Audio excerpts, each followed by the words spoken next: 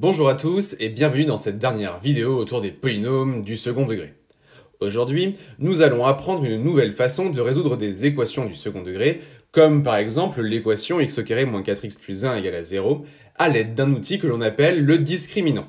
Prenez votre polycopier de cours à la page 8, c'est parti. Commençons par la définition suivante. Soit à x au carré plus bx plus c égale à 0 une équation du second degré. Alors son discriminant, noté delta, est delta égale b au carré moins 4ac. De cette définition découle la propriété suivante. Si delta est strictement positif, alors l'équation admet deux solutions distinctes dans R, x1 égale moins b moins racine de delta sur 2a, et x2 égale moins b plus racine de delta sur 2a.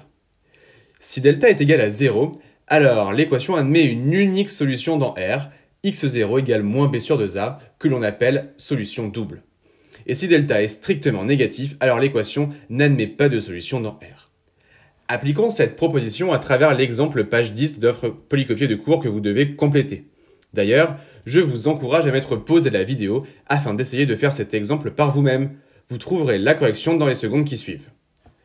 Résolvons donc l'équation x au carré moins 4x plus 1 égale à 0.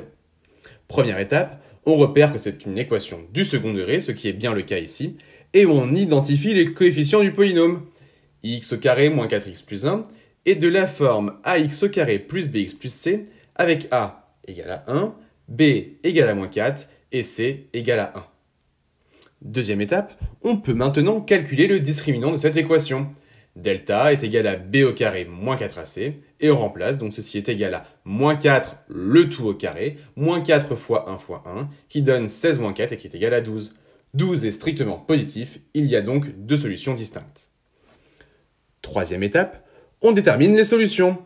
x1 est égal à moins b moins racine de delta sur 2a, et en remplaçant ça fait moins 4 moins racine de 12, le tout divisé par 2 fois 1, qui donne 4 moins 2 racine de 3 divisé par 2, qui est égal à 2 moins racine de 3.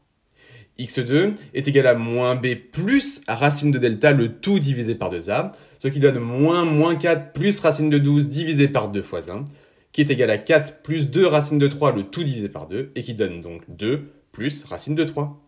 L'ensemble des solutions de cette équation est donc S égale 2 moins racine de 3, 2 plus racine de 3. Il est très important de bien maîtriser cette méthode.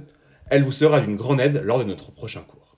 D'ailleurs, n'oubliez pas de consulter le site CTMaths pour y récupérer les derniers documents et à vous abonner à la chaîne afin de ne pas louper la prochaine vidéo de notre prochain chapitre.